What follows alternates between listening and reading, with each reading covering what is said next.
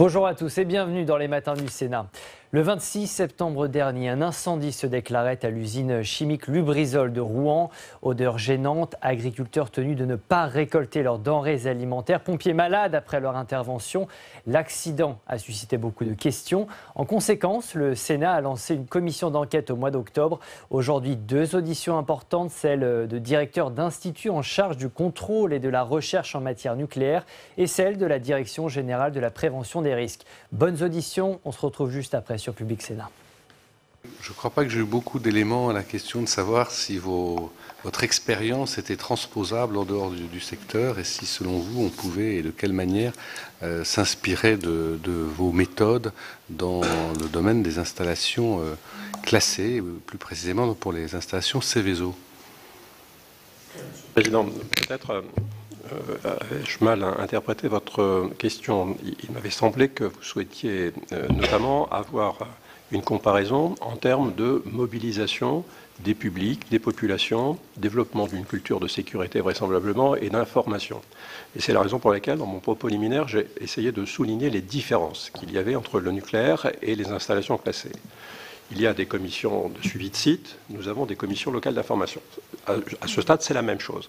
Sauf que les commissions locales d'information ont une structure d'animation nationale, l'ANCLI, et cette structure apporte un soutien méthodologique et permet un partage d'expériences entre les CLI. Et donc, il y a beaucoup plus d'homogénéité en termes d'action, d'information, de transparence vis-à-vis du public dans les CLI qu'il ne peut y avoir dans les commissions de sécurité de site. Les commissions locales d'information, un autre élément, sont créées à l'initiative des départements, des collectivités et notamment des conseils départementaux. Ce n'est pas le cas pour les CSS qui sont créés à l'initiative des préfets. Les élus président systématiquement les CLI. Et donc ça donne un autre contexte en termes de fonctionnement des CLI. En ce qui concerne les CLI, nous avons régulièrement nous procédons à des associations des membres de CLI au travail que nous réalisons. Par exemple, nous proposons aux membres des CLI d'être observateurs lors des inspections que nous réalisons, ce qui permet de renforcer la connaissance des risques et la culture de sécurité et la connaissance des écarts. Lorsque les membres des CLI voient concrètement sur le terrain l'ASN agir, ce sont des éléments qui peuvent ensuite, puisque les lettres de suite, comme je l'ai dit, d'inspection sont publiées, faire l'objet d'interpellations systématiques lors des réunions des CLI des exploitants. Et donc il y a bien une dynamique qui est plus entretenue pour le secteur nucléaire que pour les secteurs des installations classées. Il y a, j'ai évoqué également, le fait qu'en termes d'information, nous avions une relation particulière avec les CLI et nous les associons à un certain nombre de consultations que nous réalisons ou de dialogues techniques que nous mettons en place lorsque nous sommes amenés à faire évoluer des prescriptions techniques sur des installations particulières. Donc il y a cette relation avec la CLI, avec l'ANCLI et cette association qui me semble être plus importante dans le secteur nucléaire que dans le secteur des installations classées. Voilà, me semble-t-il, une différence qui peut être pointée du doigt en termes d'information et de communication. Il y a sur ce point des sources encore d'amélioration, me semble-t-il. Nous avons évoqué, Jean-Christophe Niel et moi-même, les exercices de crise que nous réalisons en liaison avec les pouvoirs publics, bien sûr, chargés des crises. Nous sommes, dans ces exercices, amenés également à associer, ou en tout cas on peut associer les membres des CLI dans l'observation de la manière dont les services de l'État gèrent une situation de crise. Cette observation est faite et elle est extrêmement utile en termes de connaissance des crises. Nous réalisons tous les 5 ans des campagnes qui sont des campagnes de distribution de comprimés d'iode, auxquelles on associe bien sûr les élus et les membres de la CLI. C'est un moment privilégié pour diffuser une information auprès des populations, qui sont des populations qui sont vraiment toutes concernées, pour ça que je disais le périmètre, les 3 millions de personnes, ce sont des personnes que nous touchons systématiquement lors des campagnes de distribution et de comprimés d'iode.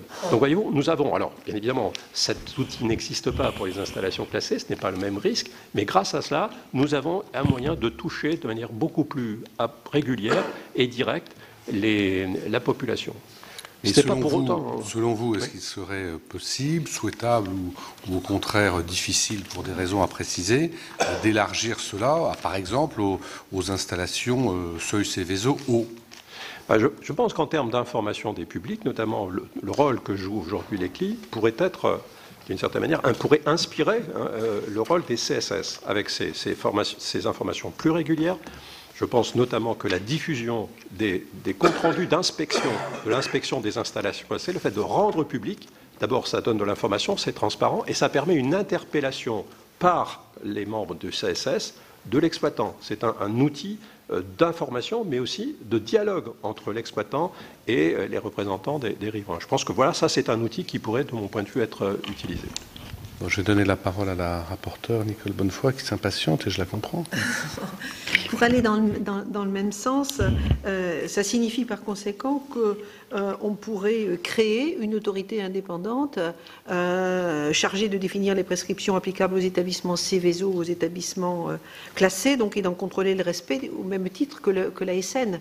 J'ai entendu la différence entre les deux, donc ça signifie que pour vous, il serait utile de créer une autre autorité indépendante pour les sites Seveso. Ce n'est pas ce que j'ai dit. Non, mais c'est une question. Tout à fait, d'accord. C'est une question. Tout à fait, tout à fait. Donc vous pensez que ce serait opportun, c'est une bonne idée? Écoutez, la création de l'ASN est le résultat d'un besoin qui était extrêmement fort d'indépendance du contrôle de la sûreté nucléaire par rapport au gouvernement, par rapport aux exploitants et par rapport aux associations de protection de l'environnement. C'est un principe qui est promu au niveau international. Il y a des règles internationales d'indépendance, notamment par rapport aux autorités qui sont chargées de la politique énergétique. Et en France, c'était d'autant plus nécessaire, c'est un élément qui n'existe pas pour les installations classées, parce que finalement, les exploitants les plus importants sont tous étroitement liés à l'État. Et donc, c'était également un argument supplémentaire. Alors que ce n'est pas le cas pour les installations classées. Il y a beaucoup d'exploitants et qui sont très largement des exploitants privés, qui ne sont pas, dont ils n'ont pas d'action ou de représentants de l'État, ou ils ne sont pas sous tutelle de l'État. Donc ça, c'est une différence qu'il faut, à mon avis, intégrer dans la réflexion en vue de la création d'une éventuelle autorité indépendante chargée des risques industriels. Ensuite, la réputation, d'une certaine manière, de l'ASN résulte et sa reconnaissance nationale et internationale d'un certain nombre de points clés. Le premier, c'est qu'il y a une définition claire des missions de l'ASN qui sont centrées sur la sûreté nucléaire et le contrôle de la radioprotection. Il y a une unicité d'action, c'est-à-dire que nous sommes la seule autorité qui intervient dans la totalité du domaine. Nous avons une chaîne courte de responsabilité et nous avons, je l'ai dit tout à l'heure, un contexte international qui conduit à nous faire évaluer régulièrement par nos pairs. Je pense que ces principes devraient être les mêmes principes si un jour il était décidé la création d'une autorité indépendante pour les installations classées. De ce fait, ça pose un problème, me semble-t-il, c'est qu'on ne pourrait pas, c'est bien sûr au gouvernement et au Parlement à le décider, on ne pourrait pas limiter le champ d'intervention de cette autorité aux seules installations Seveso. Parce qu'il y aurait des effets de bord, d'une certaine manière. Il y a des seuils à partir desquels on devient Seveso, puis on descend Seveso. Et donc ça conduirait des entreprises, en fonction de leur développement, en plus ou en moins, d'être un jour sous l'autorité de l'autorité indépendante chargée des installations nucléaires, des Seveso, et puis la fois d'après, elle changerait d'autorité de contrôle. Et donc, de mon point de vue, s'il était décidé de créer une telle autorité dans le domaine des installations classées, il faudrait couvrir la totalité des installations classées, ce qui fait un nombre considérable, avec une diversité de situations extrêmement importante. Donc je pense que ça serait beaucoup plus complexe de créer une autorité indépendante en ce qui concerne les installations classées. Et si je peux me permettre une suggestion, je pense que les points de différence que j'ai cités dans mon propos liminaire, à l'inverse, pourraient être des pistes de travail pour voir de quelle manière on peut s'inspirer en termes d'information, de mobilisation des CLI, peut-être de responsabilité intégrée de l'inspection. Nous avons les inspecteurs du travail, ce que n'a pas l'inspection des installations classées. Ce sont des pistes qui pourraient être utiles, la création d'une haute autorité en termes de transparence et d'information sur la sécurité des sites industriels. On peut imaginer un certain nombre de mécanismes qui seraient inspirés par la sûreté nucléaire et qui permettraient de faire avancer les éléments que vous indiquez. Oui, je voulais rajouter une question sur la sous-traitance. La sous-traitance qui est impliquée dans 8% des accidents recensés dans des ICPE autorisés ou enregistrés. Et donc, quel regard portez-vous sur le recours à la sous-traitance? Est-ce que selon vous, elle est à l'origine de risques supplémentaires? Et ensuite, une dernière question qui concerne la culture de la sécurité industrielle, puisque vous l'appelez de vos voeux. Donc, par quel vecteur progresser sur ce sujet? Quelles actions les exploitants d'établissements Seveso peuvent-ils contribuer, peuvent-ils mettre en œuvre pour développer une telle culture? Oui, le recours à la sous-traitance est fréquent dans l'industrie nucléaire. Il y a toute une série d'activités qui nécessitent des compétences rares ou qui ne sont pas en quantité suffisante pour que l'exploitant nucléaire puisse, s'il avait décidé de le faire par lui-même, entretenir la compétence. Donc il y a vraiment un recours à la sous-traitance, tant pour les opérations de construction des centrales, l'exploitation des centrales, la maintenance des centrales, le recours à la sous-traitance est très très important. Le recours à la sous-traitance peut aussi concerner, il faut le dire, quelques opérations plus courantes qui pourraient être réalisées par l'exploitant, mais en termes de politique industrielle, il a décidé de les sous-traiter. Le recours à la sous-traitance, et ça ce sont des règles nationales et internationales, ne dispense nullement l'exploitant de sa responsabilité première d'exploitant. Il doit contrôler et il doit avoir les moyens de contrôler. Et ça, c'est un point sur lequel nous insistons beaucoup. Nous demandons aux exploitants et nous vérifions qu'ils disposent des capacités techniques pour pouvoir évaluer, qualifier et surveiller les sous-traitants. C'est un point essentiel. Il ne faut pas que la sous-traitance ne soit pas maîtrisée.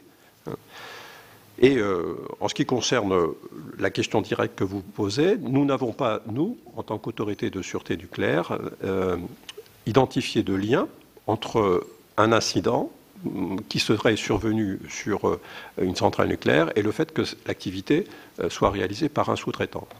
Bien évidemment, il y a des événements qui apparaissent et qui sont déclarés par les exploitants, des événements significatifs pour la sûreté, qui sont souvent des écarts, parfois des incidents. Et il y a en proportion un nombre d'événements qui concernent plus les sous-traitants que l'exploitant. Mais c'est assez naturel, puisque les activités qui sont confiées aux sous-traitants sont des activités qui sont plus complexes, qui sont en général en arrêt de tranche, en général dans le bâtiment réacteur, dans des conditions particulières. Et donc ça peut tout à fait justifier, non pas justifier, mais expliquer le fait qu'il y a effectivement un certain nombre d'événements plus importants en proportion que pour des tâches réalisées par les sous-traitants que par l'exploitant, parce qu'ils ne font pas les mêmes tâches. C'est uniquement pour cette raison. Alors, nous avons, et pour revenir à votre question, Monsieur le Président, nous avons dans le secteur nucléaire des spécificités en matière de maîtrise de la sous-traitance qui sont liées à des dispositions réglementaires adoptées en 2016. Tout d'abord, l'ASN a la possibilité de contrôler le sous-traitant, c'est-à-dire d'aller sur le site du sous-traitant et de prescrire des obligations qui concernent tous les opérateurs, l'exploitant ou le sous-traitant, lorsqu'ils interviennent en dehors du site nucléaire. Donc on n'intervient pas que sur le site nucléaire. On peut aller aussi chez le sous-traitant et on peut contrôler des activités importantes pour la sûreté qui sont réalisées à dehors et prescrire. Ça, c'est la première chose.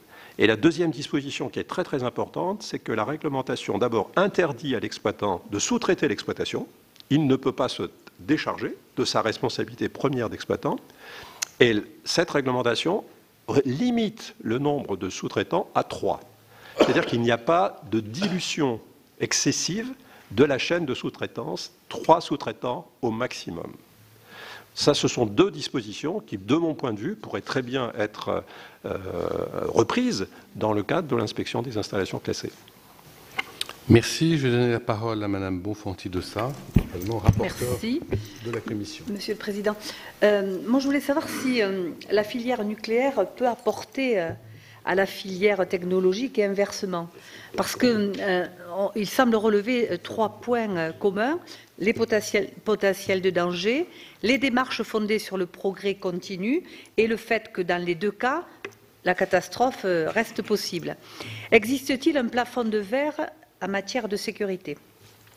Et puis, je voudrais savoir, alors le nombre d'accidents sur les sites industriels classés ont augmenté de 34% en 2 ans seulement. Bien sûr, il y a un impact important sur l'environnement qui est croissant et qui est un peu inquiétant. Je voulais savoir si vous avez des éléments d'explication ou d'hypothèse sur les causes de cette hausse, en sachant que si le nombre d'inspecteurs semble rester à peu près constant, le nombre de visites sur les sites classés est en baisse de 40%. Je voulais savoir si vous voyez une relation de cause à effet.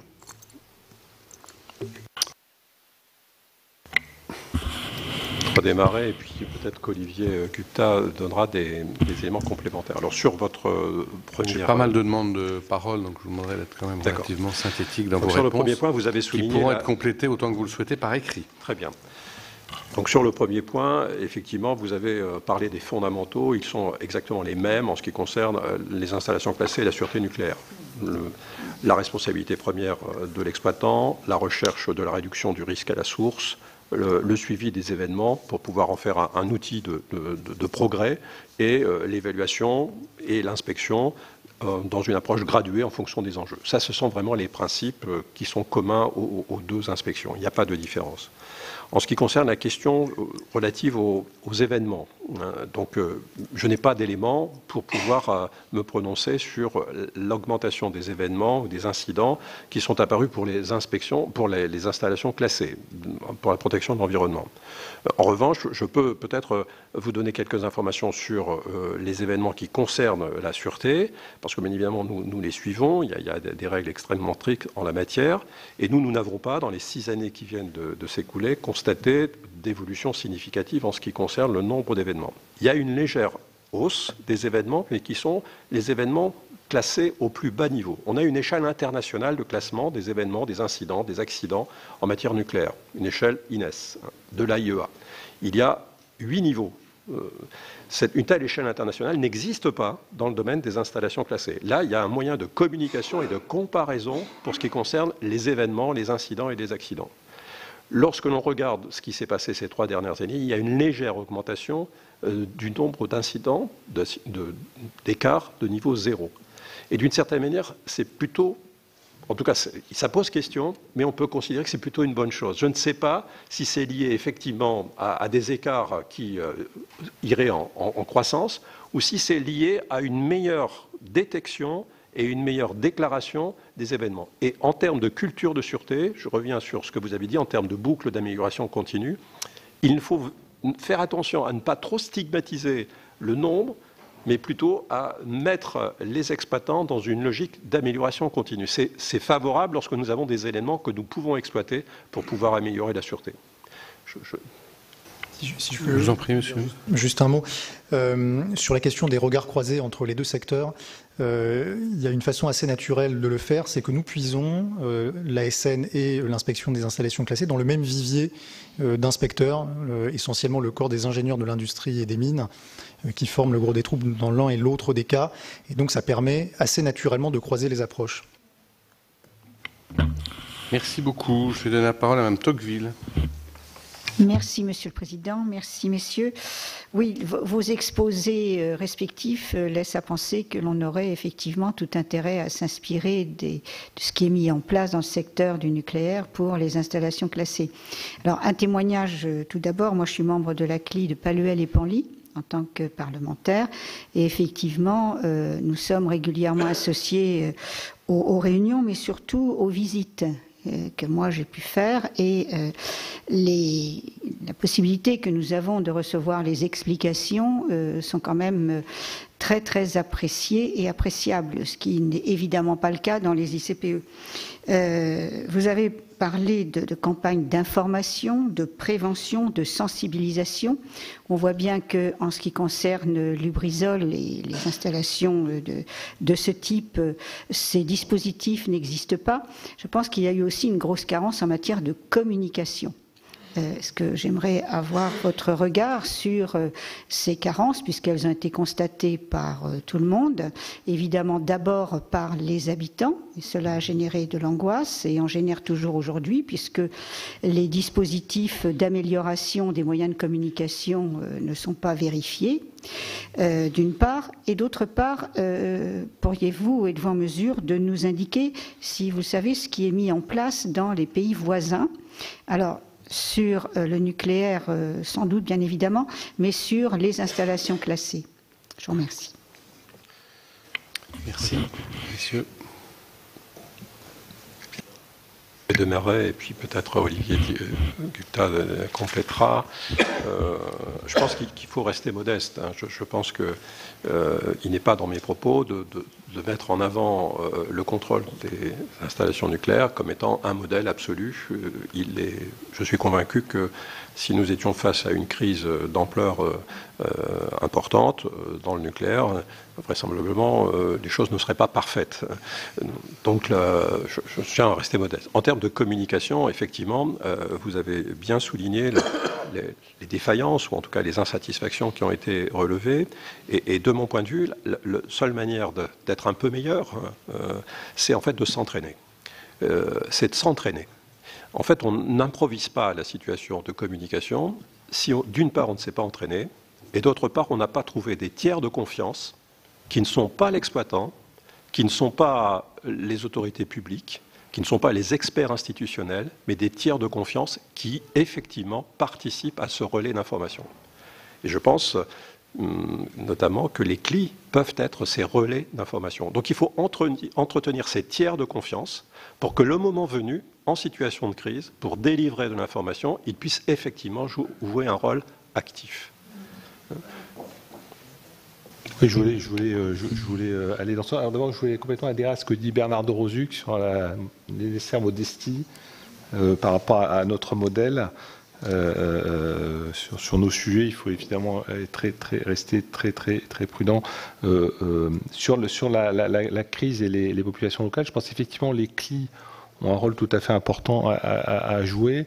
Et l'IRSN, comme l'ASN d'ailleurs, a une interaction forte avec les commissions locales d'information sur l'ensemble des sujets qui ont trait à la sûreté nucléaire. Donc évidemment, il y a expliqué les démarches de sûreté, comment elles s'organisent, intervenir sur les incidents, mais aussi sur tout ce qui a trait à la gestion de crise. J'ai évoqué l'outil, le simulateur d'accident simplifié développé par l'IRSN en relation avec l'ANCLI, qui s'appelle OPAL, qui a été proposé au CLI. Après, elle souhaite s'en approprier ou pas, mais c'est une manière justement de développer cette culture du risque de radioprotection et d'incarner un peu ce que pourrait être un accident, même si on fait tout pour qu'il n'arrive pas. On a aussi développé à l'IRSN, je l'ai évoqué rapidement tout à l'heure, suite à l'accident de Fukushima, on a constaté que les gens sur place, les Japonais, ils n'ont pas attendu les mesures des autorités, ils ont acheté des dosimètres, enfin des systèmes pour mesurer. Et donc à l'IRSN, en relation avec l'IFO-RME, qui est un organisme de l'éducation nationale, le Fab Lab de l'université Paris 6 et Planète Science, qui est une organisation qui promeut la science auprès des jeunes, on a développé un outil qu'on peut monter en kit, qui se monte, voilà. Le système qui mesure la radioactivité, c'est ça. Et ça vous permet de faire une mesure de radioactivité à l'aide de cet appareil et de votre téléphone portable. Et cette mesure ensuite est envoyée sur un site sur Internet et il peut être partagé. Alors l'objectif, il est double. Il est évidemment en temps de paix, c'est de contribuer à la culture de radioprotection, notamment auprès des jeunes. Le site est organisé pour permettre, par exemple, à un prof de physique d'organiser une activité sur ce sujet. Et puis dans la question, mais qui reste à traiter, c'est comment on intégrerait l'ensemble de ces mesures en situation de crise. Il est fort probable qu'en situation de crise, il y aurait beaucoup de mesures. La question, c'est comment l'intègre-t-on dans la gestion de crise. Et donc ça fait partie des actions sur lesquelles nous avons des échanges avec un certain nombre de commissions locales d'information qui me semblent pouvoir contribuer à la sensibilisation, à la préparation à la crise. Il y a un autre sujet qui me semble très important dans la gestion de crise. Dans la crise, il y a deux parties traditionnellement. Il y a la crise aiguë, c'est le moment où l'installation est en difficulté, où il y a l'incendie, etc. Puis en fait, une fois que l'installation est revenue dans un état raisonnablement sûr, pas dans son état initial, puisqu'il y a eu un accident, mais disons que les rejets sont maîtrisés, il y a un environnement qui est contaminé. C'est ce qu'on appelle la phase post-accidentelle. Et là, clairement, toutes les études le montrent, les actions qui ont pu être conduites à Fukushima, notamment il y a eu ce qui s'est appelé des dialogues de Fukushima avec les populations, montrent que la gestion de cette phase nécessite une implication extrêmement forte des parties prenantes. Ça doit être de la co-construction entre les autorités, les experts et les populations. Pardon, monsieur, pouvez-vous nous indiquer le prix d'un boîtier comme ça, s'il vous plaît? Alors sur Internet, pour l'IRSN, enfin sur le site de l'IRSN, c'est 100 € à peu près. Oui, monsieur le directeur, si vous voulez compléter. Je peux juste compléter sur moi. Je voudrais souligner l'intérêt lors des exercices de crise. Bernard Dorozuc parlait d'entraînement, de ce qu'on appelle la pression médiatique simulée. C'est-à-dire, dans ces exercices, on a des journalistes qui jouent le rôle qu'auraient de vrais journalistes pendant l'accident et qui, effectivement, permettent de s'entraîner à répondre à des questions très basiques, mais qui peuvent être désarçonnantes si on ne s'est pas entraîné, et de façon à ce qu'on puisse effectivement apporter autant que possible les réponses attendues par le public. Ça me paraît extrêmement important. Oui, monsieur Niel. Je voulais juste revenir en arrière sur la comparaison des systèmes. Alors, je ne veux pas comparer parce que c'est toujours très compliqué. Par contre, je voulais insister sur une caractéristique du système d'expertise nucléaire, donc l'IRSN. J'ai rappelé sa création, mais après, je souhaiterais quand même insister sur quelques caractéristiques qui font que le système est un peu singulier, ne s'adapterait pas forcément facilement, mais c'est la chose suivante. C'est que le premier point, c'est que l'IRSN a ses propres experts. On n'est pas il y a un certain nombre d'agences sanitaires notamment qui font appel à des experts extérieurs. Nous, on a nos experts. On fait très peu appel aux experts extérieurs. On a plein d'échanges avec l'extérieur parce qu'il ne faut pas être en vase clos. Et pour construire une expertise de l'Institut, à la demande de l'autorité de sûreté nucléaire, par exemple, on en rend 500 par an l'autorité de sûreté nucléaire, c'est nos propres experts. Ça, c'est le premier point. Le deuxième point, c'est bon, évidemment, c'est une expertise collective. Et dans l'Institut, on a deux métiers. On a des spécialistes donc d'incendie, de thermohydraulique, de facteurs humains. Puis on a un deuxième métier, c'est être le métier d'ensemblier. C'est-à-dire que faire une expertise, c'est pas juste prendre l'avis de 5 experts spécialisés. 5 spécialistes, c'est l'agrafer. Il y a aussi une mise en perspective. Ça rejoint d'ailleurs les démarches d'approche graduée qu'évoquait le président de l'ASN. Il y a une autre caractéristique qui est vraiment très importante, c'est qu'en fait l'IRSN a la connaissance de toutes les installations nucléaires depuis le début. Et je pense que c'est une différence essentielle avec le système d'expertise d'installation classée où c'est beaucoup de tierces expertises. Nous, l'IRSN est destinataire de toute l'information et de toute l'histoire d'un point de vue de la sûreté nucléaire des installations. Parce que le système a été construit comme ça, il a été centralisé. Et à titre personnel, je pense que c'est plutôt quelque chose de positif parce que la sûreté, à un moment donné, évidemment, elle se construit sur tout un historique qui peut être très long. Je vais donner la parole à monsieur Devina. Merci messieurs de votre éclairage. Habitant dans un rayon de moins de 20 km de la centrale du Bugey, j'ai bien reçu votre information et j'ai été chercher mes doses d'iode à la pharmacie. Mais justement, je veux revenir moi sur des choses un peu plus terre à terre. S'il y a une crise radiologique, quelle action concrète vers la population il est décidé par les cellules de crise? Toujours dans ce domaine-là, qui décide des examens médicaux que doit suivre la population, quelle est la formation des médecins, des hôpitaux. Et puis, en écoutant vos explications, il me semble qu'il y a eu quelques dérives à Flamanville, et comment vous les expliquez? Et vous êtes deux organismes, vous avez donc chacun votre communication. Comment votre communication entre les organismes, les deux organismes s'organise? Est-ce qu'elle est complémentaire, indépendante, ou est-ce qu'il y a une hiérarchie entre les deux? Qui souhaite répondre? Oui, donc la gestion de crise est extrêmement codifiée, organisée au niveau national. Selon l'échelle, bien évidemment, de la crise. Lorsque c'est local, le préfet prend la main. Lorsque c'est crise nucléaire, lorsque ça dépasse ce cadre, c'est la cellule interministérielle de crise, Premier ministre, Président de la République qui agit. Donc on joue ces scénarios-là. On les joue 12 à 13 fois par an au niveau national et on les joue une fois tous les 3 ans au niveau local, 12 fois par an, et au niveau national, une fois tous les 3 ans. La conduite à suivre en cas d'accident nucléaire sont codifiées dans le plan Orsec, adapté à la situation de crise radiologique. Il y a toute une série de consignes et d'actions qui sont prévues dans le plan Orsec et qui sont à la main du préfet dès que l'accident se produit. en fonction de la probabilité de rejet et du temps dans lequel ces rejets vont s'opérer. Si c'est une probabilité forte et des rejets rapides, le préfet agit en fax réflexe. Ça veut dire qu'il est en pilotage automatique. D'une certaine manière, les décisions sont prises immédiatement, en termes de mise à l'abri ou d'évacuation. Si on a un plus de temps avant le rejet, il adapte la démarche en fonction d'un certain nombre de critères et surtout en fonction des conseils qui lui sont apportés par l'IRSN et par l'IRSN et des mesures qui peuvent être réalisées dans l'environnement en cas de rejet. Donc tout ceci est codifié et c'est ça que nous jouons. À chaque fois qu'il y a un exercice de crise, nous jouons cette phase. Comme l'a souligné Jean-Christophe Niel, il y a des améliorations qui peuvent être encore apportées à ces exercices. Notamment, il y a peu d'associations de la population aux exercices de crise. Ça, c'est une spécificité. Enfin, je ne dis pas que c'est une spécificité française parce que ça se joue peu dans le monde. Vous parliez tout à l'heure des comparaisons à faire avec les autres autorités. À ma connaissance, les Japonais jouent les accidents avec la population sur des scénarios qui sont établis, mais y compris d'ailleurs avec le gouvernement. Le gouvernement joue réellement les exercices de crise, ce qui n'est pas le cas en France. Donc il y a vraisemblablement un effort à faire de manière ciblée pour que la population puisse jouer, parce que ça permet, d'abord ça l'entraîne, puis ça permet de diffuser de l'information sur le risque nucléaire. Et je pense que c'est un point d'amélioration. Un deuxième point d'amélioration, c'est que dans les exercices, souvent on arrête de jouer quand l'installation est revenue dans un état sûr.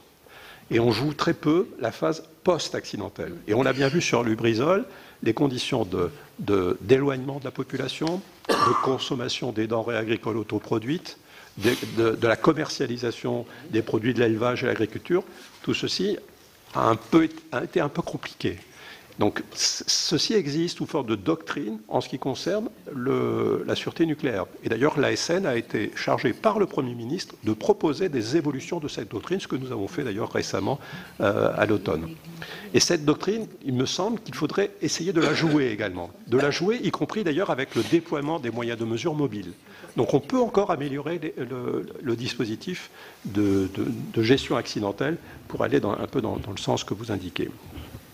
Voilà ce que je vais dire à ce Monsieur Niel. Peut-être pour faire un petit complément à votre question sur l'aspect strictement médical. Donc le rôle de l'IRSN, ce serait avec les pompiers de mesurer. J'ai évoqué les 10 véhicules. Donc notre capacité elle serait de l'ordre de 2500 personnes par jour, en fonctionnant avec tous nos moyens 3 x 8. Et ensuite, c'est les médecins de l'ARS qui orienteraient, en fonction du résultat de la mesure, les personnes éventuellement vers des hôpitaux de référence. Il y a des hôpitaux de référence qui sont définis par la Direction générale de la santé. Voilà, donc ça c'est pour l'aspect vraiment personne sur le site. Et je rejoins complètement ce que dit Bernard de Rosuc sur le post-accidentel. Il y a matière à s'entraîner plus parce qu'on le fait peu. Et en plus, c'est vraiment un domaine, comme je le disais tout à l'heure, sur lequel la co-construction avec les populations est essentielle. Il y a des expériences au Japon, enfin pas des expériences, des situations réelles, où le retour des personnes dans les communautés s'est fait parce que justement il y a eu un travail commun avec elles. Merci, Madame Brulin. Merci. Je voudrais pointer ce que vous venez de dire parce que je vois un point commun. En fait, l'accident de Lubrizol est un accident d'un type un peu nouveau au plan industriel par rapport à des précédents comme AZF, où il y avait des impacts directs et immédiats, mais pas forcément des conséquences à plus long terme. Or, je trouve que le trait commun entre cet incendie et les crises qu'on ne vous souhaite pas d'avoir à gérer, mais pour lesquelles vous vous préparez, c'est précisément ça. Ce sont des impacts à long terme sur l'environnement, sur la santé, etc. Et moi, je crois que c'est de ce point de vue-là, précisément, qu'il y a des enseignements à tirer.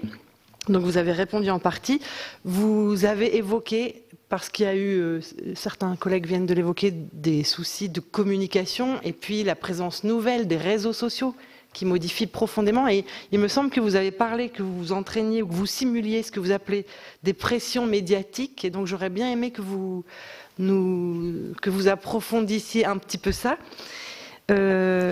Vous avez également évoqué vous prendre appui sur des données issues de l'exploitant et vous venez de dire que vous aviez l'historique des différentes installations.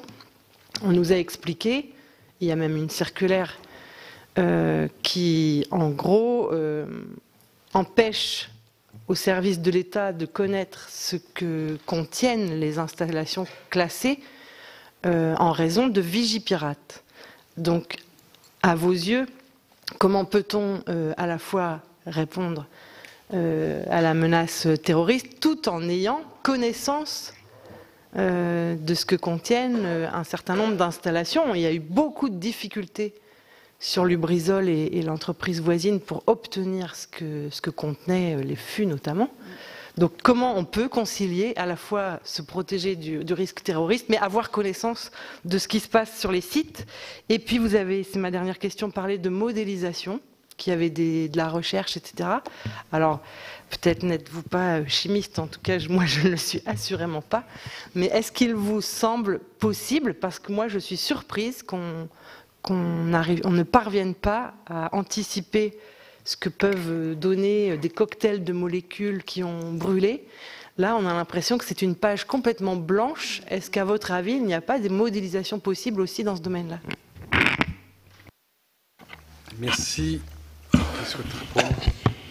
Si vous voulez, merci, Monsieur le Président. Sur la question de la pression médiatique simulée, en fait, on prend des journalistes qui jouent leur propre rôle, si j'ose dire, en situation de crise, donc qui appellent au centre d'urgence de l'ASN pour poser des questions, prendre un point de situation.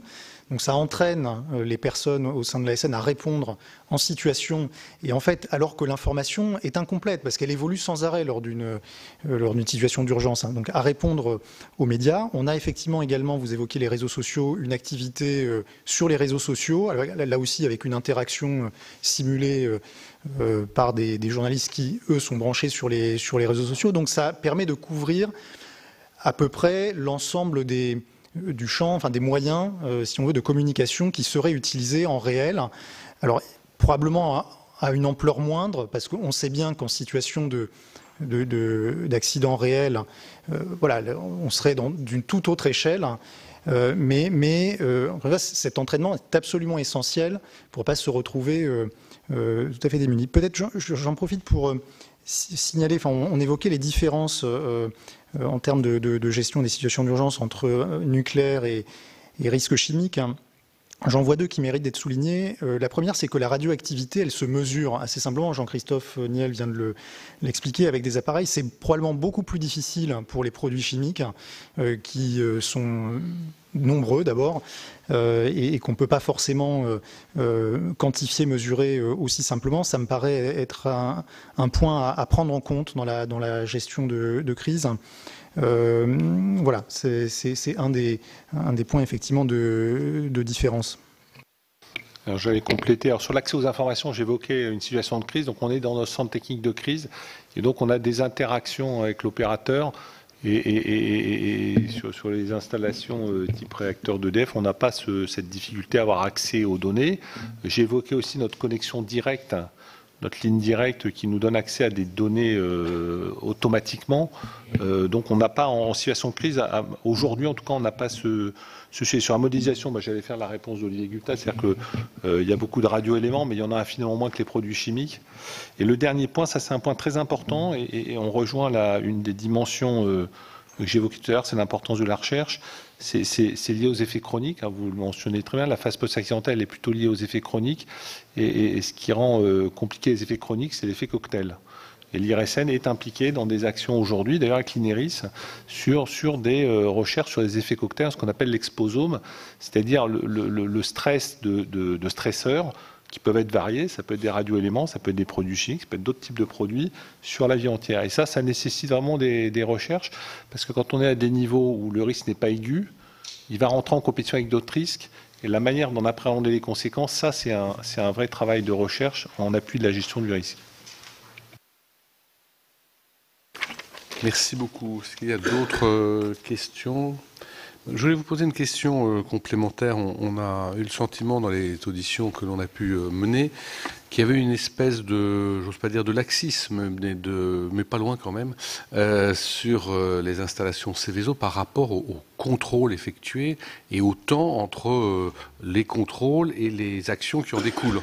Autrement dit, quand il se passe des mois, voire des années entre un constat et une mise en demeure, ça nous semble beaucoup.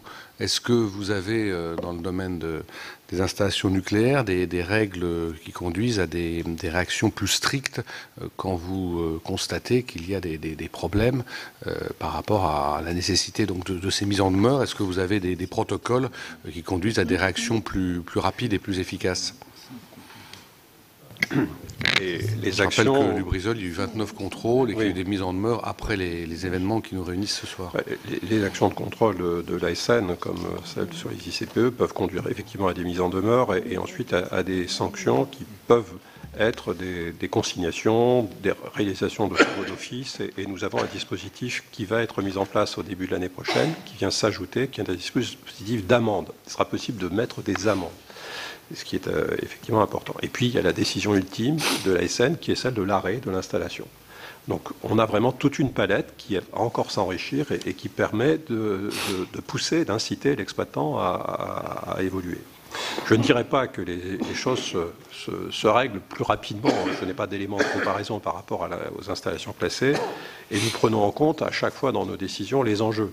C'est-à-dire qu'il ne s'agit pas d'aller vers des dispositifs de coercition lourds lorsque l'enjeu est relativement limité.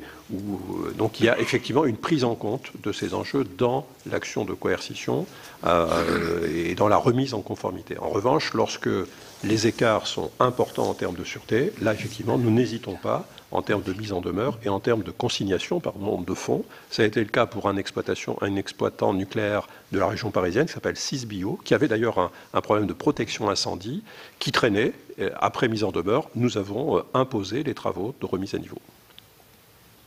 Mais quand on constate justement sur le site de Lubrizol 29 inspections et que finalement se produisent les événements qu'on a connus et que l'on a des mises en demeure qui sont postérieures à ces événements, est-ce que c'est quelque chose qui vous paraît possible dans le domaine du nucléaire, ou vous avez des protocoles plus stricts en termes de délai de réaction par rapport à des contrôles?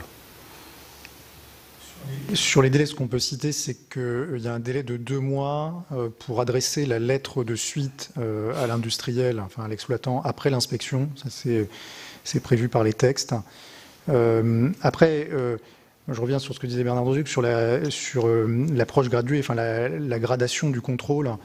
Et il faut se méfier des effets d'a posteriori. Une fois qu'il y a eu un accident, forcément, on relie tout ce qui a été fait auparavant à cette lumière-là, alors que voilà, on pouvait penser éventuellement avant l'accident que les enjeux étaient moins importants. Donc il faut être effectivement prudent par rapport à ça. Merci. Écoutez, s'il n'y a pas d'autres questions... Oui, pardon, M. Tissot.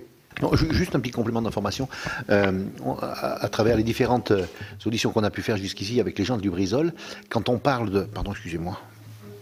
Quand on parle d'informations post-accident ou même quand on parle de prévention, souvent les gens du Lubrizol agitaient un petit peu le stress qu'on pourrait installer dans la population. L'information serait synonyme de danger. Et là, vous avez fait la démonstration que finalement, non, pour vous, on donne l'information. Et voilà, et on donne facilement l'information. Et mon collègue Gilbert Luc, en étant voisin d'une centrale, on va chercher nos comprimés d'iode sans problème. Donc c'est une culture du risque que le nucléaire, vous connaissez, vous maîtrisez. Mais est-ce qu'à votre avis, la peur des exploitants de sites Seveso, parce que on pourra en avoir parlé avec d'autres personnes responsables de sites comme Lubrizol, il y a quand même cette crainte d'information du coup, parce que si on informe, ça voudrait dire qu'il y a du danger et du coup c'est plus compliqué à gérer. Ben là, vous abordez un sujet qui est redoutable, qui est extrêmement compliqué, celui de la culture de sécurité des populations. C'est une question importante. C'est une question fondamentale. Et elle n'est jamais acquise.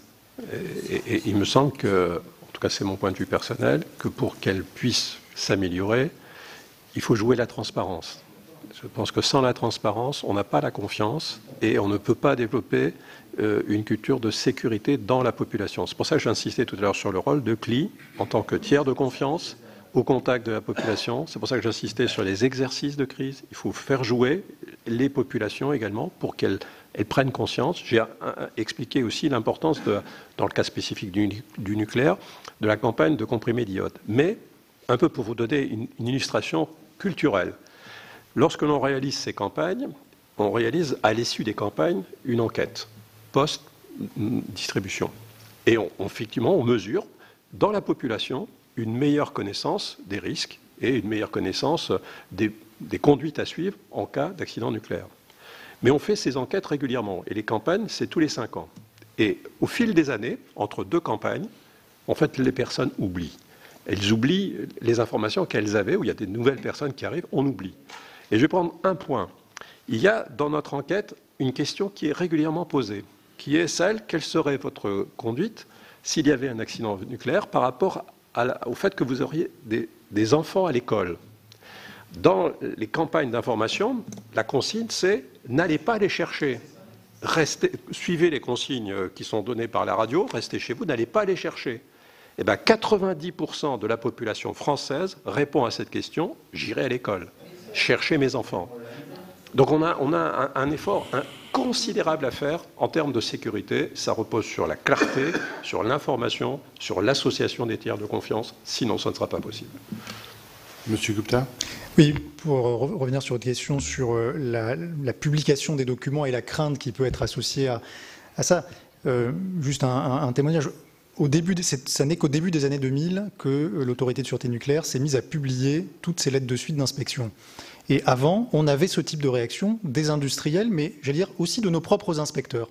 Aujourd'hui, personne n'imagine que ces lettres ne soient pas publiques. Voilà.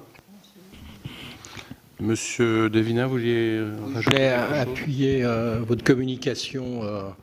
Elle est claire, elle a plutôt été bien perçue. Dans un premier temps, il y a quelques années, c'était d'un rayon de 10 km. Et donc ceux qui étaient au-delà des 10 km vivaient très mal le fait de ne pas avoir été mis dans la boucle. Donc aujourd'hui, 20 km, quelque part, ça rassure. Mais c'est vrai qu'une fois qu'on a ça, il aurait peut-être fallu l'accompagner d'un exercice où on associe la population. Parce que la question qui se pose aujourd'hui, puisque c'est arrivé dernièrement, c'est oui, mais si ça va plus loin, qu'est-ce qu'on fait ? Et c'est là qu'il faudrait trouver un moyen d'associer la population, me semble-t-il. La difficulté, si on applique ces méthodes au site Seveso, c'est qu'il y en a beaucoup plus, et donc ça concerne beaucoup plus de populations. Je ne dis pas en indiquant cela que ça relève de l'impossible, mais il faut bien être conscient qu'on n'est pas sur la même échelle entre le nombre de sites nucléaires et le nombre de sites Seveso. Moi, j'habite pas loin de Golfech, même si c'est un autre département ou même une autre région. Mais c'est vrai que j'ai été maire d'une commune pas loin de Golfech et vous avez toujours, vos services ont toujours fait de la prévention, à tel point que ça nous donne un sentiment de sécurité qui, à la longue, peut faire oublier ou négliger la possibilité de risque. Et c'est la raison pour laquelle il faut effectivement de la transparence, ce dont vous faites preuve. Et plus on a de la transparence, et plus la population est rassurée. Nous avons une organisation qui s'appuie sur des unités départementales, avec des profils plutôt généralistes, même si au sein des unités départementales, on peut avoir des pôles thématiques. Et puis, on a des experts plus pointus au niveau régional, parfois au niveau interrégional, pour des missions extrêmement pointues, pour lesquelles la masse critique pour obtenir la compétence et l'expertise nécessite d'être au niveau interrégional. Et donc, ce sont des gens qui vont venir appuyer les équipes en unité départementale, soit dans l'instruction de certains points de dossier, soit dans des inspections qui sont menées conjointement entre les équipes du niveau départemental et nos experts au niveau régional et interrégional. Et on a très ponctuellement quelques experts au niveau national, mais c'est des missions très très restreintes et très, très ciblées. Quel est notre métier ? Le premier métier, c'est la réduction du risque à la source. C'est notre priorité fondamentale. Pour ce faire, il y a plusieurs outils qui sont possibles. La première chose, et c'est un cas plutôt unique en Europe pour la mise en œuvre de la directive Seveso, on élabore depuis le niveau national des arrêtés ministériels de prescription, c'est donc des règles de sécurité qui s'imposent à différents secteurs. Donc on a pas mal d'arrêtés ministériels, puisqu'on a pas mal de secteurs économiques et secteurs industriels à réglementer. On est plutôt rare en Europe à avoir ce modèle-là. Je pense que la France est même le modèle le plus abouti. Cela étant, tout ne s'appuie pas évidemment sur des arrêtés ministériels. Il y a ensuite au niveau local un travail au quotidien par nos équipes pour, à la lumière des documents qui sont remis par les exploitants, j'y reviendrai après, mais aussi de ce qu'ils repèrent, ce qu'ils remarquent en inspection, du travail qu'ils font en inspection sur le terrain, pour proposer au préfet qui ensuite le fait entrer en vigueur sous forme d'un arrêté préfectoral, de proposer des mesures complémentaires qui viennent donc compléter le dispositif national. Le dispositif national, c'est un socle minimal, et ensuite, site par site, en fonction des documents dont on dispose d'informations, mais aussi du résultat des inspections, les préfets sont amenés à apporter des prescriptions complémentaires. Réduction du risque à la source. Par ailleurs, notamment pour les sites Seveso, il y a la remise d'un document qui s'appelle l'étude de danger. L'étude de danger, elle vise à d'abord faire le point sur la démarche de réduction du risque à la source, et puis d'identifier tous les risques résiduels sur les sites industriels. C'est donc une analyse assez systémique qui va regarder tous les scénarios d'accidents, les accidents qui sont possibles, on détermine la probabilité résiduelle, la gravité, et ça va aider à organiser toute la démarche ensuite pour éventuellement aller encore un cran plus loin sur la prévention de risque à la source. Ça va servir aussi pour faire de la maîtrise de l'urbanisation. Donc là, on a plusieurs dispositifs. Le dispositif courant qui est faire en sorte, lorsqu'un nouveau site s'installe ou une modification substantielle, qu'on prenne disposition à l'extérieur du site pour éviter que les villes se rapprochent, ce qui a été le cas pendant plusieurs dizaines d'années avant qu'on mette en place ce dispositif-là. Et puis il y a les PPRT, les plans de prévention des risques technologiques, qui ont été décidés suite à AZF et la loi de 2003, je pourrais y revenir si vous le souhaitez, qui ont cherché à traiter, entre guillemets, l'existant, c'est-à-dire la loi a demandé de traiter ce qui était autour des sites au seuil haut au jour d'adoption de la loi. Et puis au-delà de la maîtrise de l'urbanisation, il y a aussi, évidemment c'est très important, notamment dans les sites Seveso seuil haut, ce qu'on appelle le système de gestion de la sécurité, qui est donc tout le professionnalisme dont doit faire part l'exploitant pour gérer la maintenance, pour gérer les modifications, pour la formation de ses équipes. On a les plans d'urgence interne, ça s'appelle des POI, plans d'opération interne dans le jargon de la législation française, mais en gros ce sont des plans d'urgence que l'exploitant doit être capable de déclencher pour faire face à des situations.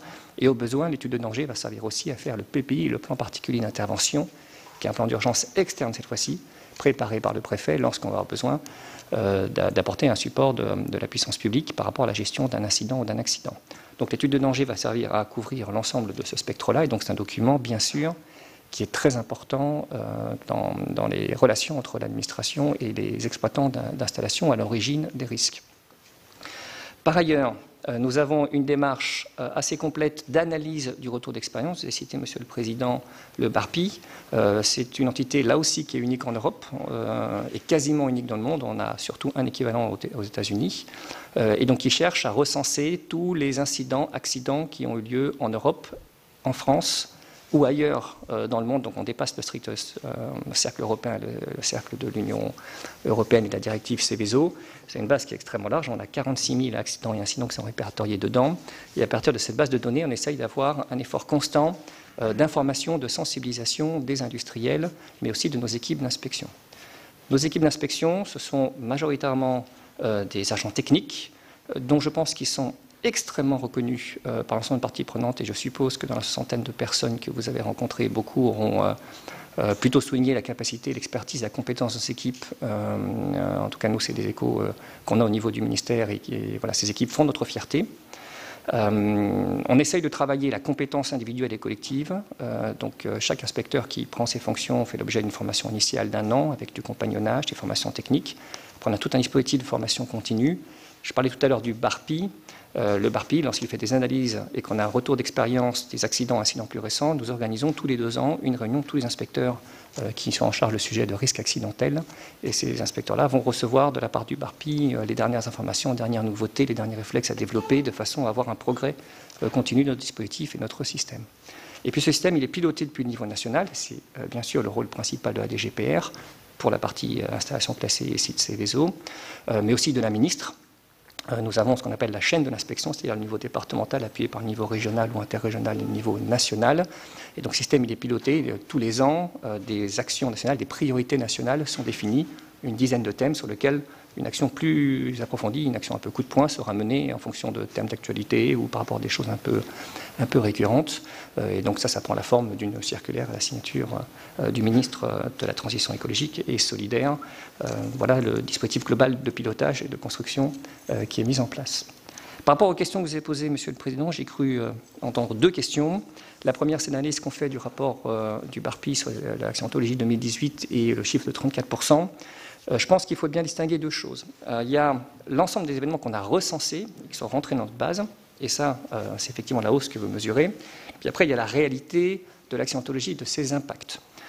Il est certain qu'on a mis en place depuis quelques années maintenant une politique très forte pour inciter les exploitants à partager plus d'informations avec l'administration en amont, c'est-à-dire avant même les inspections, pour faire le point avec eux sur les événements de sécurité mineure, mais surtout des remontées des DREAL vers le BARPI, de façon à avoir l'information la plus exhaustive possible et la plus cohérente et homogène possible sur le niveau national.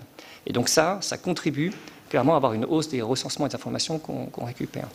Un indicateur que nous, on suit avec beaucoup d'intention, parce que lui est à assiette comparable, à base comparable, d'une année sur l'autre, c'est les notifications qu'on doit faire auprès de la Commission européenne au titre de la directive Seveso par rapport aux accidents.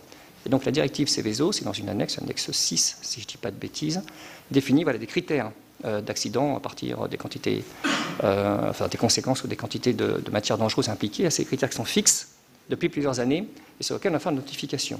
Si on prend les chiffres 2016, 2017, 2018 par exemple, on est stable à entre 6, 7 accidents qui sont notifiés par an. Si je prends l'Allemagne par exemple, qui fait les mêmes notifications auprès de la même Union européenne pour faire la base de données européenne des accidents, on est sur les années entre 2 et 4 fois plus d'accidents, alors qu'on n'a pas 4 fois plus d'établissements Seveso en Allemagne par rapport en France.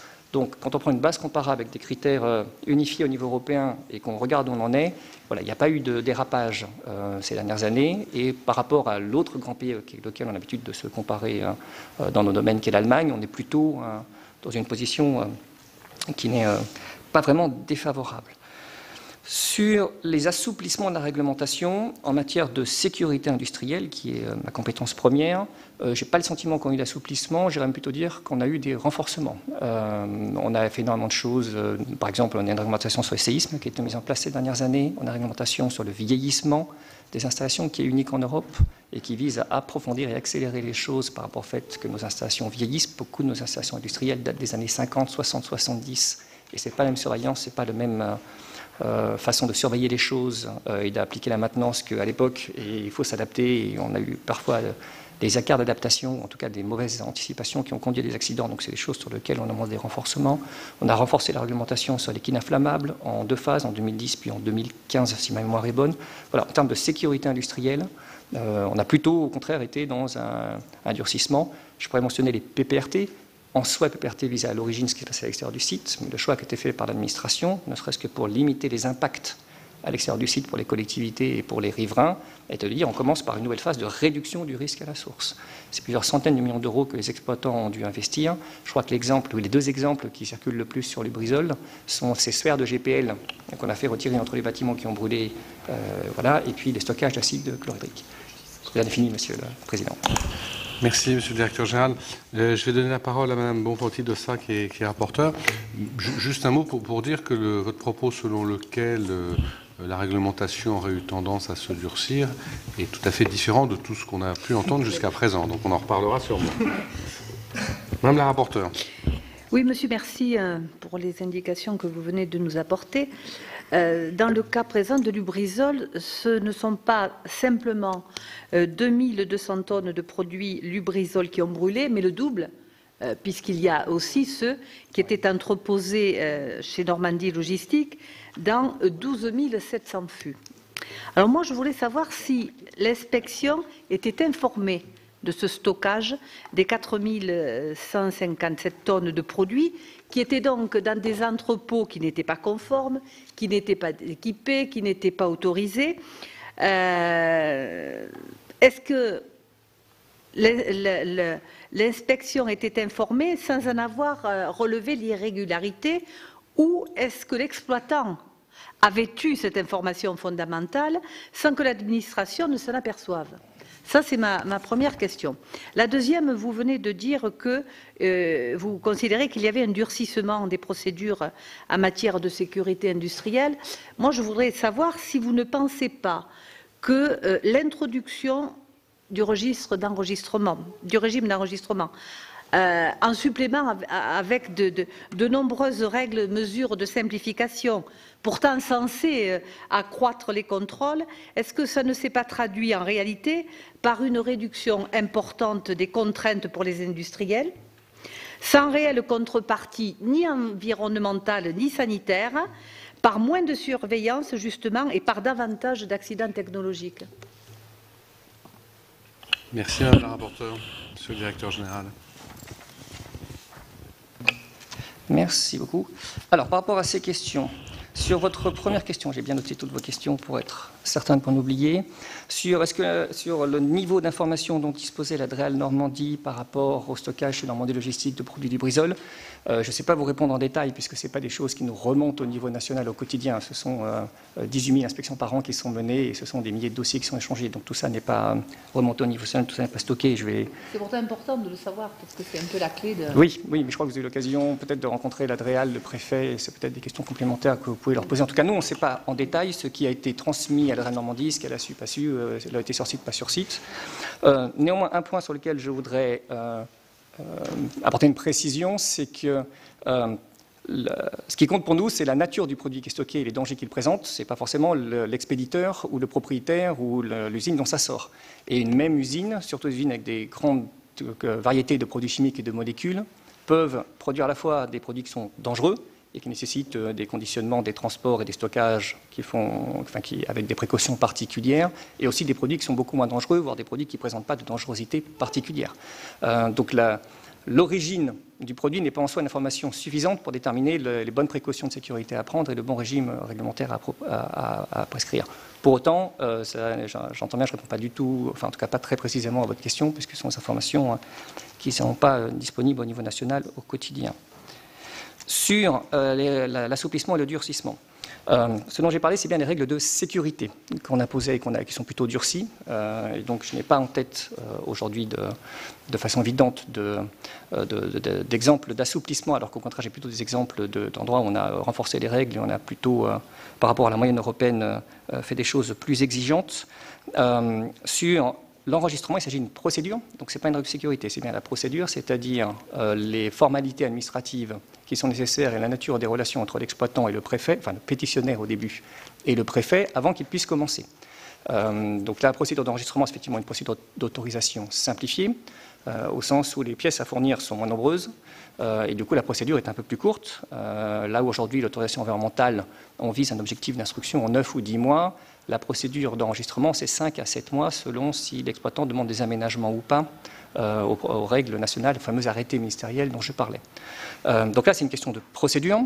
La règle qui a toujours été suivie en matière d'enregistrement, c'est de dire si une installation qui était précédemment soumise à autorisation, nous changeons les règles de nomenclature des installations classées, c'est-à-dire ce qui définit ce qui est soumis à autorisation enregistrement, que ça vient de l'enregistrement, nous ne revenons pas en arrière sur les prescriptions applicables. C'est-à-dire que l'arrêté ministériel qui définissait pour ces installations soumises à autorisation les règles de sécurité imposées, ce sont les mêmes, ou d'impact, ce sont les mêmes règles qui sont imposées aux installations soumises à enregistrement désormais. Si la procédure a changé, il n'y a pas de régression environnementale. D'abord, c'était un engagement moral, politique qui avait été pris lors de la création d'enregistrement. Et ensuite, depuis l'adoption de la loi biodiversité, qui de toute façon a inscrit dans la loi le principe de non-régression des actes réglementaires qui sont pris, de toute façon, chacun de nos décrets, parce que ce sont des décrets qui définissent ce qu'on passe à enregistrement, est soumis au Conseil d'État qui vérifie systématiquement qu'on n'a pas appliqué de régression environnementale. Donc, au-delà de l'engagement politique qui a été pris, il y a maintenant de toute façon une obligation juridique qui fait qu'on ne peut pas diminuer le niveau de sécurité ou le niveau d'exigence en matière d'émissions dans les prescriptions qui sont imposées lorsqu'on passe une installation soumise à enregistrement. La procédure varie, les prescriptions environnementales, les règles de sécurité, les exigences en matière d'épuration, de rejet et autres ne peuvent pas régresser. Sur les contrôles, là aussi c'est un engagement qu'on a pris et qui est public et qui est disponible dans nos référentiels professionnels, c'est que nous appliquons aux installations soumises à enregistrement les mêmes règles de contrôle dans nos référentiels professionnels que pour les installations soumises à autorisation. Donc nous avons toute une série de règles sur nos contextes, une inspection au minimum une fois par an, tous les 3 ans, tous les 7 ans, etc. Nous avons un référentiel professionnel sur nos pratiques d'inspection. Et pour les installations soumises à autorisation et à enregistrement, c'est la même fréquence minimale. Vous avez dit que finalement ce qui vous intéressait c'était de connaître ce qu'il y avait dans les fûts. Est-ce que, c'est très naïf peut-être ce que je vais dire, et moi je ne suis pas du tout chimiste, mais nous sommes au XXIe siècle, nous allons sur la Lune facilement.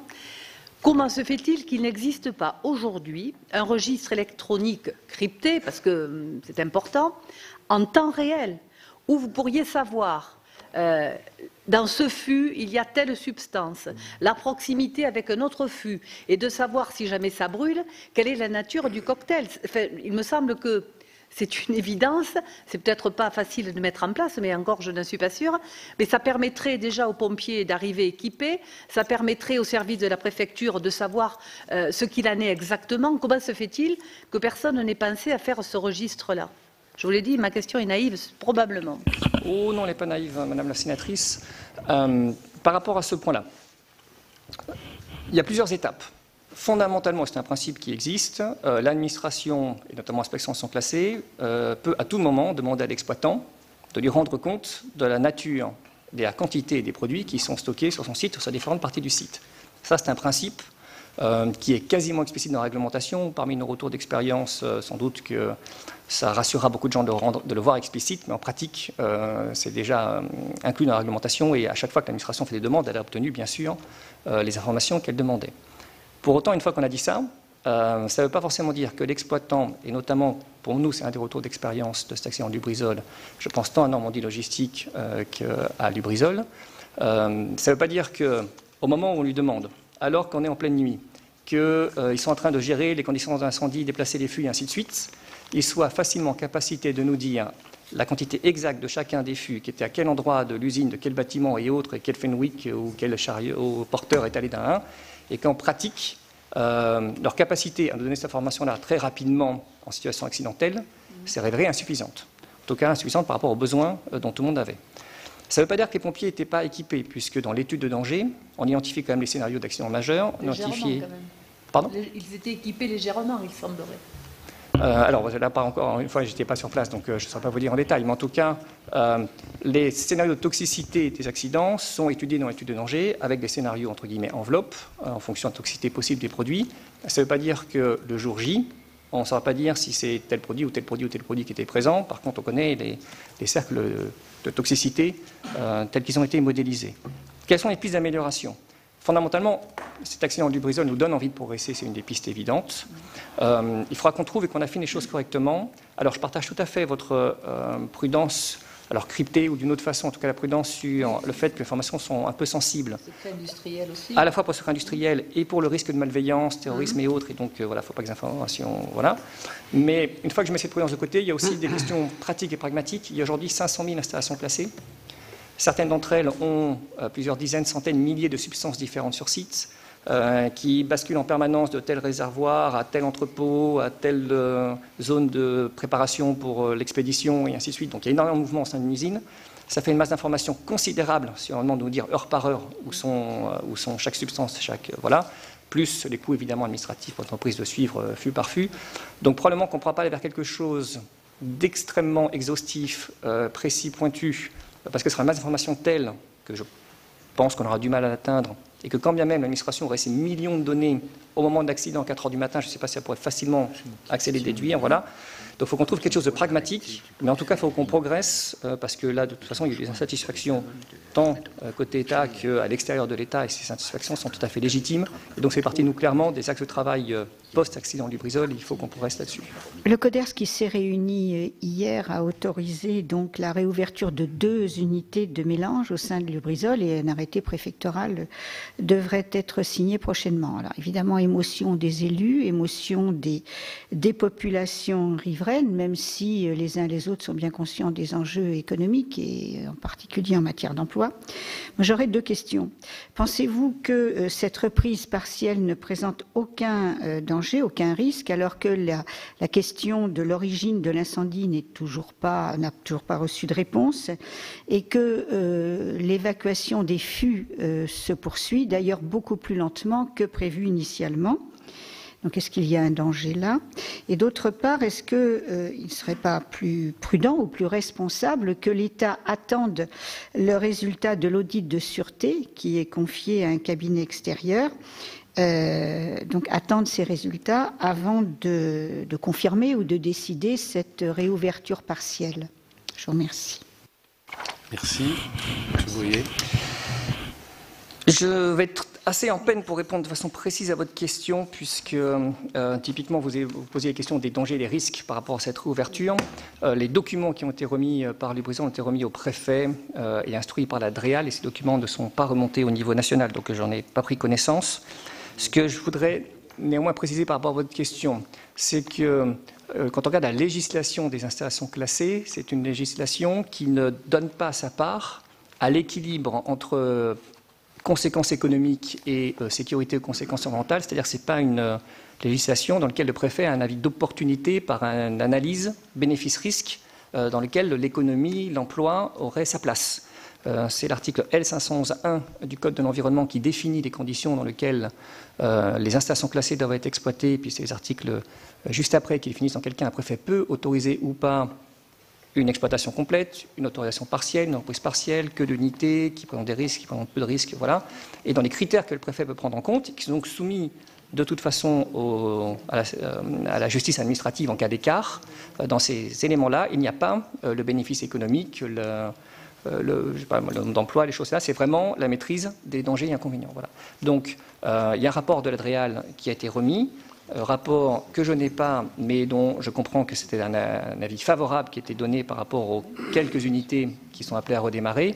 Le rapport, moi j'ai toute confiance en la DREAL Normandie et dans sa capacité à appliquer le Code de l'environnement et les règles sur installations classées et nos référentiels professionnels à l'aune de ces règles que je vous rappelais. À partir de là, il appartiendra au préfet effectivement de prendre sa décision. Je comprends qu'il avait dit que fort de l'avis favorable de la DREAL, il suivrait l'avis du CODERST, et donc j'anticipe comme vous qu'il signera prochainement la réautorisation partielle. Et sur le risque d'autoriser cette reprise partielle alors que l'évacuation et le traitement et l'évacuation des fûts se poursuit beaucoup plus lentement que prévu initialement, ce qui semble montrer que ce n'est pas aussi simple que ce qui avait été annoncé. Alors, pareil, je suis en peine pour savoir répondre précisément, j'aimerais bien, mais je ne peux pas. Ce que je peux vous dire, c'est que ma compréhension des choses, c'est que l'unité qui traite les fûts est à une extrémité du site. De toute façon, la partie qui a brûlé, qui représente, je crois avoir compris, 15% de la surface du site, c'était déjà une partie qui était en extrémité de site. Donc l'unité de fût, elle est dans une unité, dans un endroit dédié qui est à l'extrémité du site, et que les unités qui vont reprendre, si le préfet décide de suivre l'avis favorable du CODERST comme il l'a annoncé, sont dans un endroit très différent de l'usine. Donc normalement, ce sont des choses qui sont regardées par le préfet avec l'appui technique de DREAL pour voir justement s'il y a des interactions ou pas d'interactions. Mais voilà.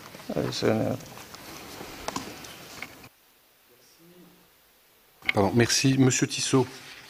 Oui, merci, Monsieur le Président. Tout à l'heure, vous nous disiez que c'était compliqué, et vous le compreniez, de connaître la nature des produits et la quantité à un instant T.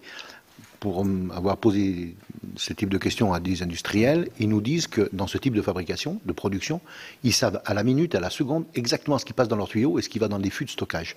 Donc je suis étonné que vous nous disiez ça. Et puis surtout, quand la question a été posée le jour de l'incendie et le lendemain, pour avoir ces réponses-là, on a attendu plusieurs jours. Donc pourquoi, à votre avis, on a eu ce délai d'attente alors que d'après des professionnels, on va dire, ils sont capables, Lubrizol aurait dû être capable de nous dire à l'instant T ce qu'il y avait dans les fûts et dans l'usine de fabrication.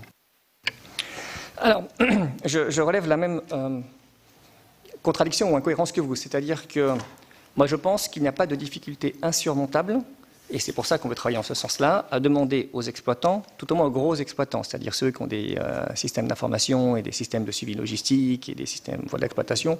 Donc c'est le cas de Lubrizol.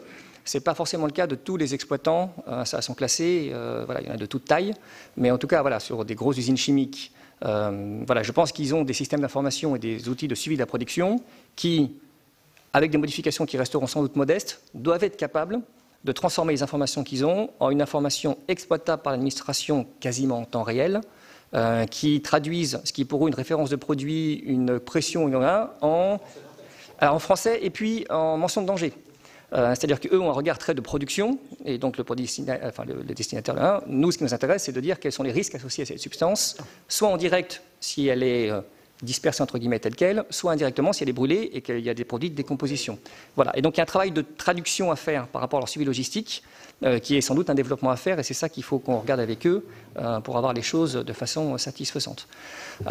Après, sur le cas particulier de Lubrizol, alors là encore, j'étais pas avec eux ces jours-là et j'étais pas à Rouen, donc je n'ai pas tous les détails de l'affaire, mais je ne serais pas surpris qu'ils aient réussi à avoir plutôt rapidement dans un premier temps ces informations un peu logistiques et que ça ait pris plus de temps chez eux pour être capable de transformer l'information logistique en information utilisable. C'est une semaine ou deux, je ne sais plus, enfin, j'ai pas les chiffres exacts, mais c'est plusieurs jours, quoi. C'est plusieurs jours. Je crois que c'est plusieurs jours, et c'est pour ça, et c'est bien pour ça que je dis, il faut que nous nous organisions collectivement mieux pour qu'il n'y ait pas ce travail de je ne sais pas quoi qui a pris plusieurs jours à Lubrizol. Là encore, dans des conditions un peu dégradées pour eux, et que un peu à l'avance, le système soit organisé pour qu'on puisse accéder facilement, même s'ils ont plein de choses à faire le jour de l'accident, aux informations qui sont nécessaires. Et donc ça, c'est quelque chose de très pragmatique qu'il faut qu'on mette en place. Le système était dégradé, c'est que le stockage qui a été impacté. Hein. La production, les bureaux, la logistique, ça n'a pas du tout été dégradé par l'incendie. Alors, encore une fois, je n'étais pas sur place. Mais je me demande s'il n'y a pas eu évacuation complète de l'usine à cause des fumées qu'il y avait.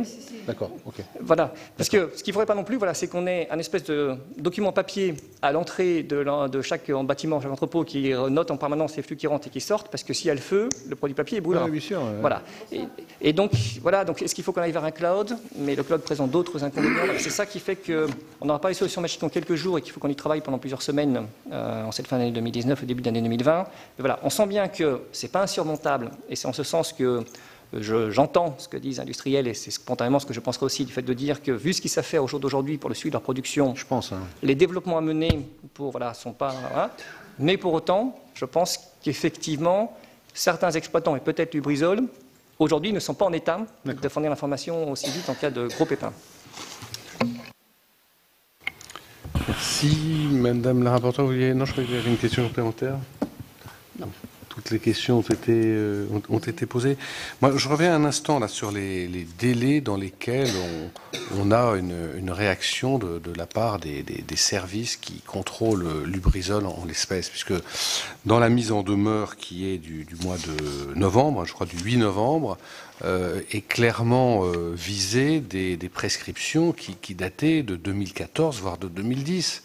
Comment c'est possible qu'il y ait un tel délai entre le moment où on signale des problèmes, le moment où on fait une mise en demeure?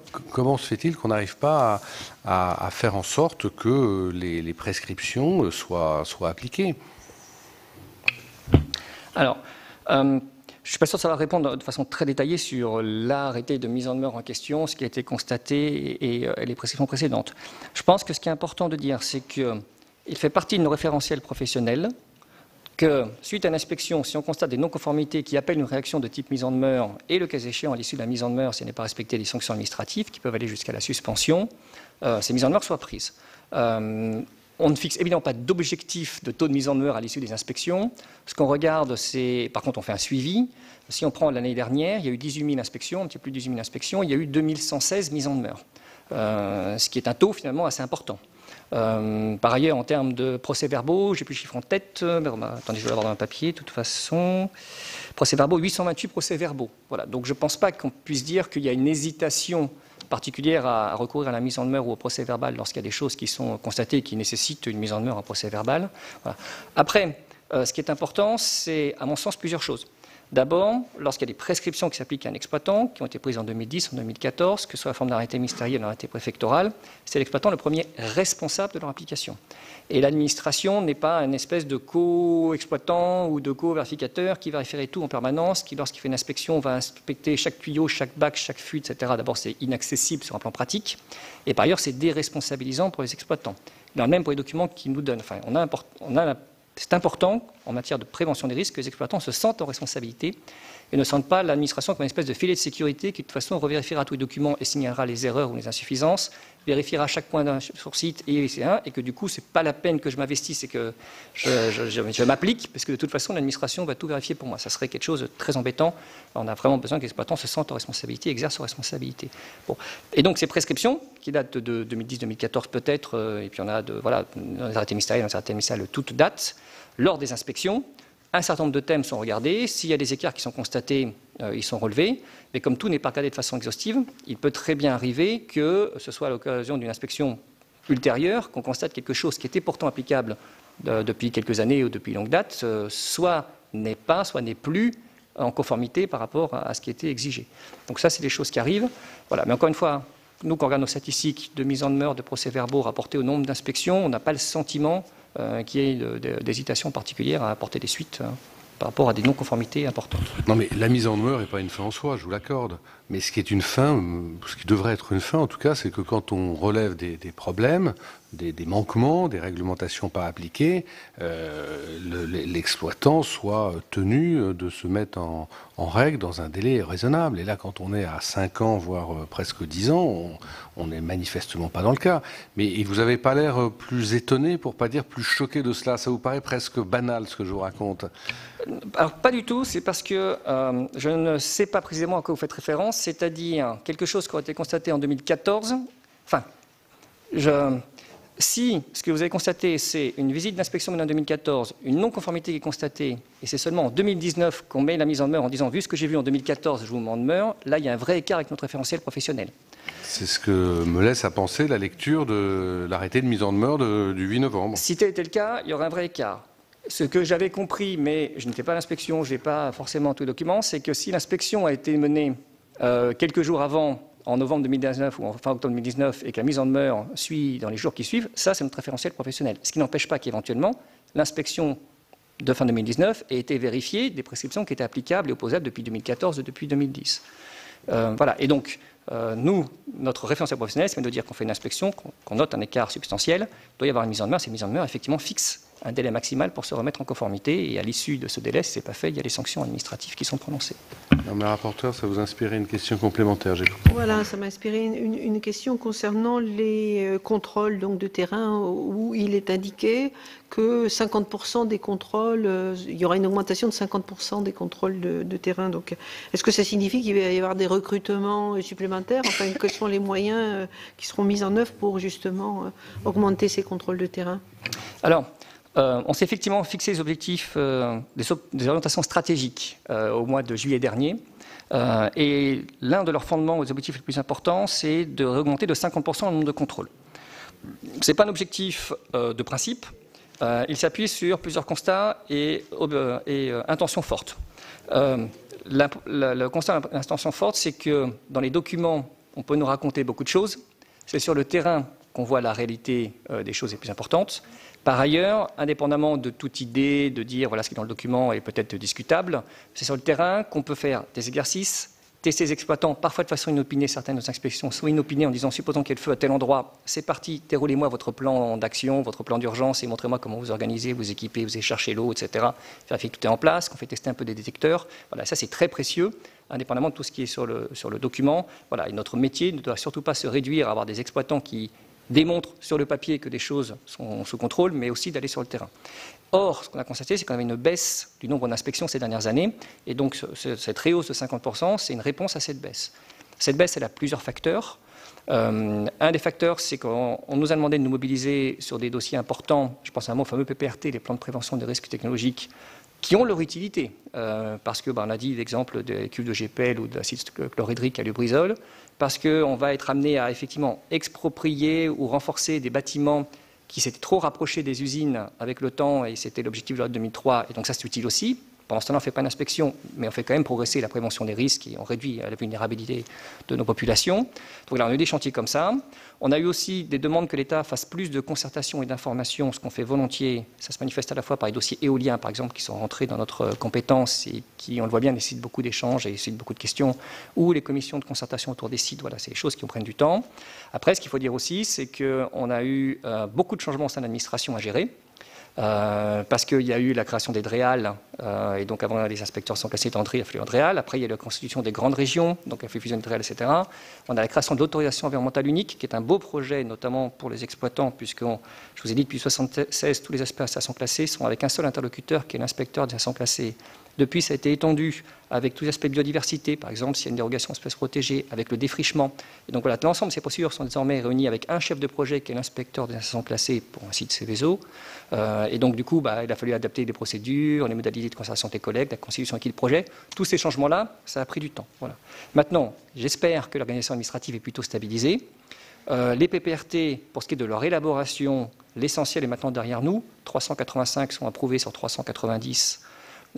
Et bon, il reste la mise en œuvre à faire, bien sûr, en élaboration derrière nous. Donc, du coup, des choses qui nous avaient pris du temps par le passé vont désormais pouvoir nous libérer le même temps pour pouvoir renouveler et augmenter notre taux d'inspection. C'est ça l'idée qui est derrière aussi. Vous avez estimé avoir les moyens nécessaires, c'est ça ? Alors, il va nous falloir faire des actions de modernisation de nos outils, de notre organisation, de compagnonnage. Il va falloir qu'on modifie aussi une façon de faire. Ça reste un objectif ambitieux à moyen constant pour faire des plus de 50%. Voilà, vous venez d'assister à 2 auditions réalisées dans le cadre de la commission d'enquête mise sur pied après l'incendie de l'usine Lubrizol. Il y a de manière générale un effort à faire sur les interventions et la gestion des risques lors de la phase post-accidentelle, a notamment estimé le directeur général de l'autorité de sûreté nucléaire.